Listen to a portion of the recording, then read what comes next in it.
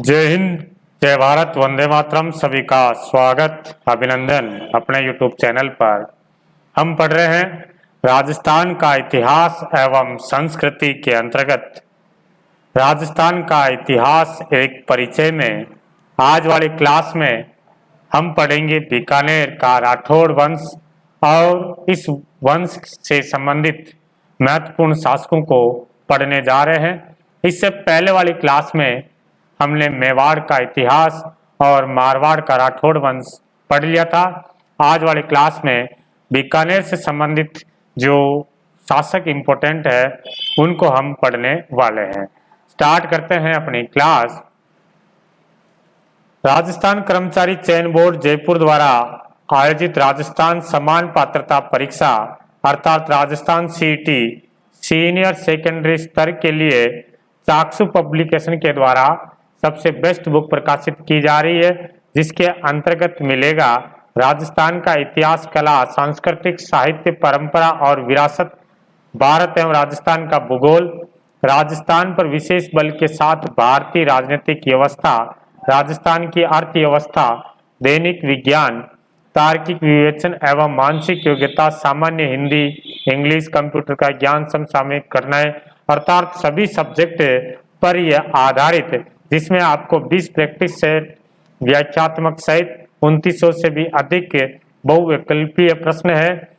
ताकि यह पुस्तक आप अपने नजदीक के स्टेशनरी से परचेज कर सकते हैं या डिस्क्रिप्शन में लिंक दिया जा रहा है, वहां से भी आप ये पुस्तक मंगा सकते हैं।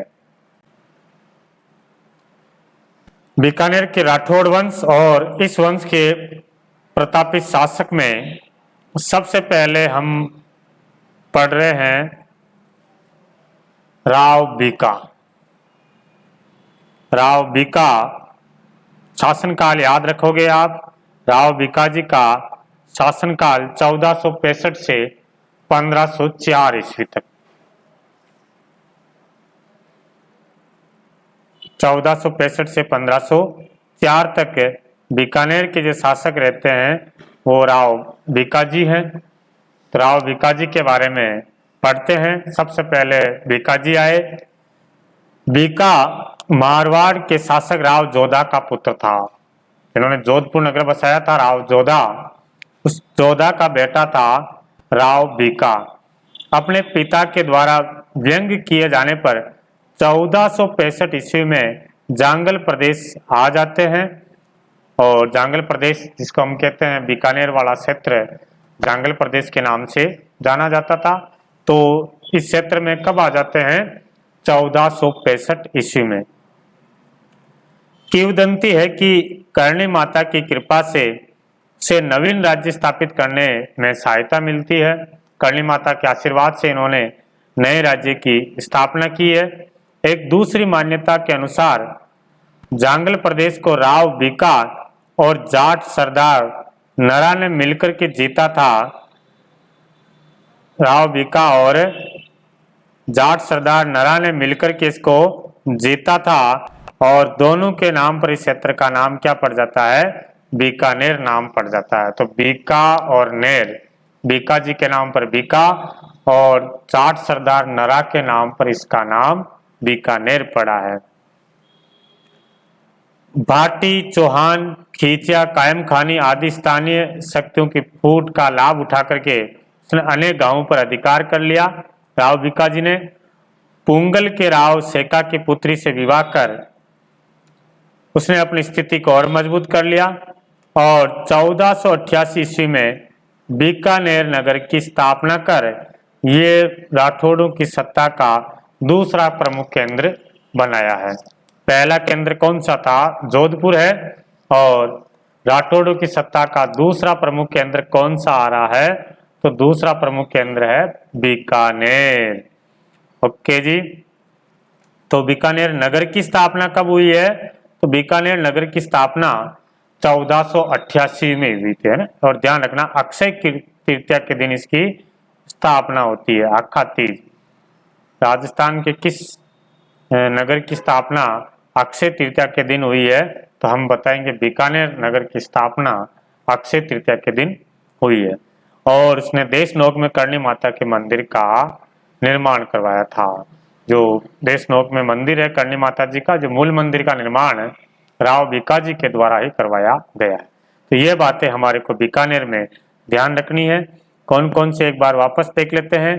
राव भिकाजी शासनकाल आप याद रखोगे 1465 से लेकर के 1504 तक ये रहते हैं, और ये जोधा जी का बेटा था। 1465 में जांगल प्रदेश में यहाँ आ जाते हैं, राठौड़ वंश में, बीकानेर में राठौड़ वंश की स्थापना करते हैं, और राव बीकार नराक सरदार ने मिलकर के इसका नाम बीकानेर पड़ा है। करणी माता के आशीर्वाद से नवीन राज्य की स्थापना की है, ठीक है। और 1488 ईस्वी में बीकानेर नगर की स्थापना की। 1465 में तो राठौड़ वंश की स्थापना कर देते हैं यहाँ पे। उस समय शुरू में जो राजधानी रहती है कोडम देसर राजधानी रहती है शुरू में। अभी जब तक बीकानेर नगर की स्थापना नहीं रहती होती है तब तक राजधानी कौन सी रहती है, कोडम देसर, ठीक है। एक जगह पड़ती बीकानेर में कोडम देसर, उसको राजधानी बनाया है। फिर 1488 ईस्वी में बीकानेर नगर की स्थापना कर देते हैं और करणी माता का मूल मंदिर बनाया था राव भिकाजी ने।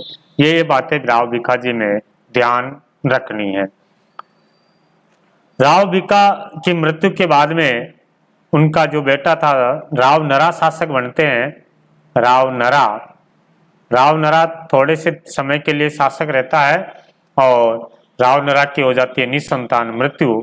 तो नरा का छोटा भाई और भिकाजी का जो दूसरा बेटा है राव लूणकरण ये बीकानेर के शासक बनते हैं। तो अगले शासक कौन बने हैं, अगले शासक बने हैं राव लूणकरण 1505 से लेकर के 1526 ईस्वी तक, यानी खानवा का युद्ध हुआ था उससे थोड़े से दिनों पहले तक लूणकरण जी बीकानेर के शासक रहते हैं। लूणकरण राव भिका का छोटा पुत्र था। उसने नागौर के शासक महमूद खां को हराया था और 1526 ईस्वी में डोसी के युद्ध में नारनौल के नवाब, जो हरियाणा से पंजाब हरियाणा क्षेत्र है, इधर से नारनौल के नवाब अभी मीरा से लड़ता हुआ लूणकरण जी मारा जाता है, ठीक है। कौन से युद्ध में, डोसी के युद्ध में ये मारे जाते हैं। बिट्टू सुजा ने एक ग्रंथ लिखा था राव जेतसिरो छंद, ये भी ध्यान रखना राव जेतसिरो छंद किसने लिखा था, तो बिट्टू सुजा ने लिखा था। इस राव जेतसिरो छंद में इनको कलयुग का कर्ण कहा जाता है। कई बार पूछा हुआ प्रश्न है, कलयुग का कर्ण किसे कहा जाता है, तो राव लूणकरण को कहा जाता है, ठीक है। एक समय मतलब इनके समय जो अकाल पड़ गया था, अकाल में लोगों की काफी उन्होंने सहायता की थी, इसलिए इनको कलयुग का कर्ण कहा जाता है। किसने कहा है, तो बिट्टू सुजा ने कहा है। कौन से ग्रंथ में, राव जेतसिरो छंद में। करमचंद वंशोत्कीर्तनम काव्यम में जो ग्रंथ है, आगे पढ़ेंगे अपन, राज सिंह के समय में इनकी तुलना कर्ण से की गई है। दानशीलता की तुलना, दान करने की जो तुलना राजा कर्ण से की गई है। और लूणकरण सर झील का निर्माता भी इनको ही माना जाता है। बीकानेर में खारे पानी की झील है, उस लूणकरण सर झील का निर्माण भी इन्होंने करवाया था और एक लूणकरण सर कस्बा भी बसाया था, ठीक है। और उस लूणकरण सर कस्बा को राजस्थान का राजकोट कहते हैं, ध्यान रखना, राजस्थान का राजकोट, स्वादिष्ट मूंगफलियों के कारण। तो ये बातें भिकाजी में लूणकरण जी में ध्यान रखनी है। लूणकरण शासनकाल 1505 से 1526 तक, और भिकाजी का छोटा बेटा था। इन्होंने नागौर के महमूद खां को इन्होंने हराया था और डोसी के युद्ध में नारनौल के नवाब अभी मीरा से लड़ते हुए मारे जाते हैं। एक कलयुग का कर्ण कहते हैं, ये चीज भी आप ध्यान रखोगे। कलयुग का कर्ण किसे कहते हैं, तो लूणकरण को कहते हैं। किसने कहा था, बिट्टू सुजा ने कहा है। और कौन से ग्रंथ में कहा, राव जेतसिरो छंद में कहा है, ठीक है। उसके अलावा और क्या ध्यान रखोगे, करमचंद वंशो कीर्तनम काव्य में इनकी तुलना कर्ण से की जाती है और लूणकरण सर झील का निर्माण करवाया है और लूणकरण सर कस्बा बसाया है राव लूणकरण जी ने। ठीक है, अगला शासक की बात करते हैं राव जेतसी। राव जेतसी शासनकाल ध्यान रखोगे 1526 से लेकर के 1541 तक। 1526 में लूणकरण की मृत्यु हो जाती है, तो उसकी मृत्यु के बाद में राव जेतसी शासक बनते हैं, जो 1541 में एक साहिबा का युद्ध पड़ेंगे, साहिबा पाहिबा का युद्ध। उस युद्ध में राव जेतसी भी मारे जाते हैं। ओके, ठीक है, तो बात करते हैं जेतसी ने 1534 में काबुल के मुगल शासक कामरान, काबुल जो बाबर का बेटा था कामरान, बाबर ने अपने सभी पुत्रों को अलग अलग क्षेत्र दे दिया था, तो काबुल किसको दे दिया था? कामरान को दे दिया था, हुमायूं का भाई। इनको पराजित किया था। कामरान इधर बीकानेर पर आक्रमण करने के लिए आए थे, तो राव जेतसी ने कामरान को पराजित कर दिया। इस युद्ध का वर्णन बीटू सूजा ने अपने ग्रंथ राव जेतसी रोच्छंद में किया था। राव जेतसी रोच्छंद के लेखक कौन है? पहले भी आया था बीटू सूजा। ध्यान रखना, अधीनस्थ सेवा चयन बोर्ड में यह प्रश्न पूछा हुआ है। राजस्थान कर्मचारी चयन बोर्ड में कई बार प्रश्न आया हुआ है। जेतसी ने बीकानेर पर मालदेव के आक्रमण के दौरान अपने मंत्री नागराज को शेरशाह से सहायता प्राप्त करने भेजा था। उनको लगा राव जेतसी ने भी, जो उस समय मालदेव के साथ, जो मारवाड़ के शासक है जोधपुर के मालदेव है, मालदेव यहाँ पर बार बार आक्रमण कर रहा है, तो क्यों न अपन शेरशाह सूरी की सहायता प्राप्त कर लेते हैं। तो किसको भेजा था? नागराज को भेजा था। इस समय दिल्ली के शासक कौन बने हुए थे? हुमायूं को पराजित करके शेरशाह सूरी दिल्ली के शासक बने हुए थे। मगध सहायता आने से पूर्व 1541 में साहेबा पाहेबा का युद्ध होता है। ध्यान रखना, साहेबा पाहेबा का युद्ध कब हो रहा है? 1541 में। साहेबा का मैदान कहाँ पड़ता है? जोधपुर में। किस किस के मध्य होता है?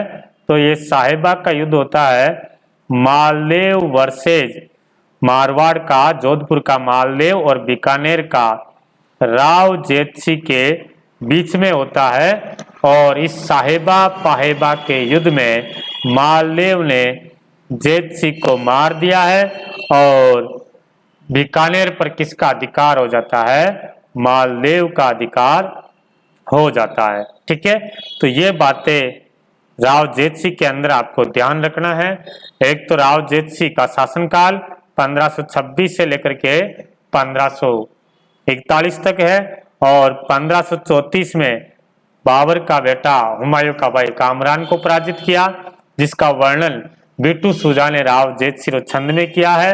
और मालदेव के आक्रमण के दौरान उन्होंने मंत्री नागराज को शेरशाह की सहायता के लिए भेजा था। शेरशाह सूरी के आने में देरी हो जाती है, तब तक साहेबा पाहेबा का युद्ध हो जाता है। कब हुआ है? 1541 में। साहेबा पाहेबा का मैदान कहाँ पड़ता है? जोधपुर में, जिसमें जेतसी मालदेव की सेना से लड़ता हुआ वीर गति को प्राप्त हो जाता है। और बीकानेर पर किसका अधिकार हो गया? मालदेव का अधिकार हो जाता है। ठीक है, ओके सर। अगला शासक राव जेतसी की मृत्यु के बाद में राव जेतसी का बेटा कल्याणमल शासक बनता है। कल्याणमल 1541 से 1574 तक। कल्याणमल ने खानवा के युद्ध में, खानवा का युद्ध कब हो रहा? 1527 में। जब ये खानवा का युद्ध हो रहा था, उस समय बीकानेर का शासक कौन था? राव जेतसी था। देखो 1527 में युद्ध हो रहा है, तो 1527 के समय राव जेतसी था। खानवा का युद्ध किस किस के बीच में हुआ था? सांगा और बाबर के बीच में। तो राव जेतसी ने कल्याणमल के नेतृत्व में सांगा की सहायता के लिए सेना भेजी थी। सांगा की सहायता के लिए कल्याणमल के नेतृत्व में सेना भेजी। जिस प्रकार से मारवाड़ में सेना भेजी थी राव गांगा ने मालदेव के नेतृत्व में, वैसे ही बीकानेर में जेतसी ने सेना भेजी थी कल्याणमल के नेतृत्व में। जब 1541 में साहेबा पाहेबा के युद्ध में जेतसी मारा गया था, बीकानेर पर किसका अधिकार हो जाता है? मालदेव का। तो कल्याणमल जी जाते हैं। कल्याणमल, राव जेतसी का बेटा कल्याणमल किसकी शरण में जा रहा है? शेरशाह सूरी की शरण में जा रहा है। शेरशाह सूरी की शरण में गए और शेरशाह सूरी से अपना राज्य वापस दिलाने की मांग की थी। कहा कि बीकानेर पर मालदेव का अधिकार हो जाता है और आप मुझे मेरा राज्य वापस दिलाइए। तो बाद में शेरशाह सूरी ने 1544 ईस्वी में मालदेव पर आक्रमण किया, जो गिरी सुमेल का युद्ध कहलाया है। इस गिरी सुमेल के युद्ध में मालदेव की पराजय हो जाती है। शेरशाह सूरी की ओर से कल्याणमल जी ने भाग लिया था, मालदेव के विरुद्ध भाग लिया था, ठीक है। और जब गिरी सुमेल के युद्ध में शेरशाह सूरी की विजय हो जाती है तो शेरशाह सूरी ने बीकानेर क्षेत्र किसको दे दिया? वापस कल्याणमल को दिला दिया है, ठीक है। Okay sir. इसने बटनेर के किले पर भी अधिकार किया था कल्याणमल ने। और जब बाद में 1570 ईस्वी में अकबर ने नागौर दरबार लगाया था, अकबर ने नागौर दरबार लगाया था 1570 ईस्वी में, तो बीकानेर से जाते हैं हमारे कल्याणमल जी और इन्होंने कल्याणमल ने अधीनता स्वीकार कर लेते हैं। अकबर की अधीनता स्वीकार कर ली है, मुगलों की अधीनता स्वीकार कर ली है। कल्याणमल मुगल अधीनता स्वीकार करने वाला पहला राठौड़ शासक था, ठीक है। उधर से जोधपुर से किसने की थी? उसने मोटा राजा उदय सिंह ने की थी। उन्होंने बाद में की थी, जब 1570 में नागौर दरबार लग रहा था उस समय जोधपुर का शासक कौन था? राव चंद्रसेन था। तो राव चंद्रसेन ने तो अधीनता स्वीकार की नहीं। तो राठौड़ों में अधीनता स्वीकार करने वाला पहला शासक कौन है? राव कल्याणमल। कल्याणमल के दो पुत्र थे, एक का नाम तो महाराजा राय सिंह जो आगे शासक बनेंगे और दूसरा बेटा पृथ्वीराज राठौड़, ठीक है। राय सिंह को अकबर ने 1572 ईस्वी में जोधपुर का प्रशासक नियुक्त किया था। जब राव चंद्रसेन जी वहां के शासक थे तो चंद्रसेन मुगलों की अधीनता स्वीकार नहीं कर रहे थे, तो अकबर ने राय सिंह को बीकानेर का जोधपुर का शासक नियुक्त किया था, प्रशासक नियुक्त किया। वही दूसरा पुत्र जो है पृथ्वीराज राठौड़, वो अकबर का दरबारी कवि था। अकबर का दरबारी कवि जिसने वेली किशन रुक्मणी री वचनिका नामक ग्रंथ लिखा था। गागरोन दुर्ग में रहते हुए, गागरोन दुर्ग में रहते हुए इन्होंने वेली किशन रुक्मणी री वचनिका लिखी थी। और ये इतनी इंपॉर्टेंट किताब है कि दुर्सा हाड़ा ने इस वेली किशन रुक्मणी री वचनिका को हिंदुओं का पांचवा वेद, हिंदुओं का पांचवा वेद, हिंदुओं का पांचवा वेद व 19वें पुराण की संज्ञा दी गई। हिंदुओं का पांचवा वेद और 19वां पुराण की संज्ञा किस ग्रंथ को दी गई है? तो बताएंगे सर, वेली किशन रुक्मणी री वचनिका को। और किसने दी थी? दुर्सा हाड़ा ने। दुर्सा हाड़ा ने हिंदुओं का पांचवा वेद और 19वां पुराण कहा था वेली किशन रुक्मणी री वचनिका को। इनको डिंगल का हेरास कहा जाता। डिंगल भाषा में ये किताब लिखी थी, ठीक है। कन्हैयालाल जी सेठिया की रचना पीतल पातल में, पीतल और पाथल में पीतल शब्द पृथ्वीराज राठौड़ के लिए प्रयोग किया गया और पाथल शब्द का अर्थ महाराणा प्रताप के लिए यूज किया गया, उनके लिए प्रयोग किया गया पातल शब्द महाराणा प्रताप के लिए। ओके, तो ये हमने देखा था कल्याणमल जी के बारे में। क्या क्या बातें आप ध्यान रखोगे? एक तो इनका शासनकाल याद रखना 1541 से 1574 ईस्वी तक। खानवा के युद्ध में सांगा की सहायता के लिए सेना लेकर के कौन आया था? कल्याणमल आया था। लेकिन शासक कौन था? तो ध्यान रखना इस समय शासक राव जेतसी था, ठीक है। गिरी सुमेल का युद्ध होता 1544 में मालदेव और शेरशाह सूरी के बीच में, जिसमें इन्होंने शेरशाह सूरी का साथ दिया है।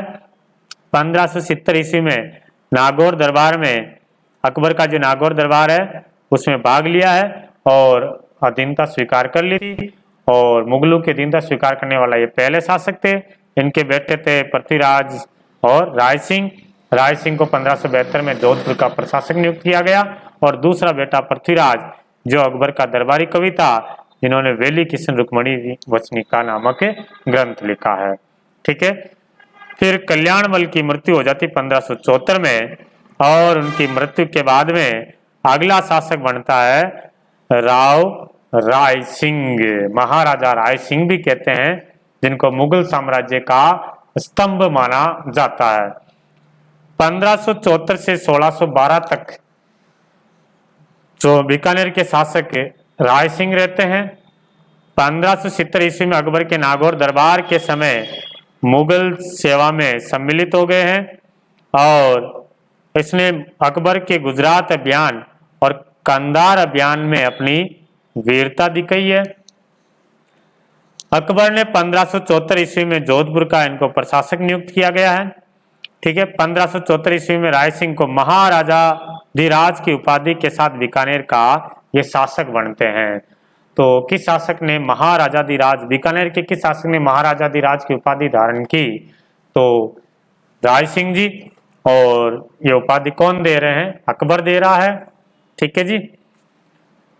बीकानेर, राय सिंह ने बीकानेर में जूनागढ़ दुर्ग का निर्माण करवाया था। वैसे मेन जो किला है वो राव भिकाजी ने बना दिया था, ठीक है, सॉरी मूल किला, लेकिन बाद में उसके अवशेषों पर जूनागढ़ दुर्ग का निर्माण करवाया है राय सिंह ने। इस किले के दरवाजे पर जयमल और पत्ता की पाषाण मूर्तियां लगाई गई है। सूरज पोल पर जयमल और पत्ता, जो चित्तौड़ का जो तीसरा शाखा होता है, तीसरे शाखे में चित्तौड़ के जो तीसरा शाखा होता, जिसमें अकबर के विरुद्ध लड़ा था जयमल और पत्ता, इनकी वीरता देख करके अकबर ने तो आगरा के किले में मूर्तियां लगाई थी, जिसे बाद में औरंगजेब ने तोड़वा दी थी, और राय सिंह ने जूनागढ़ किले के सूरज पोल पर जयमल पत्ता की पाषाण मूर्तियां स्थापित करवाई।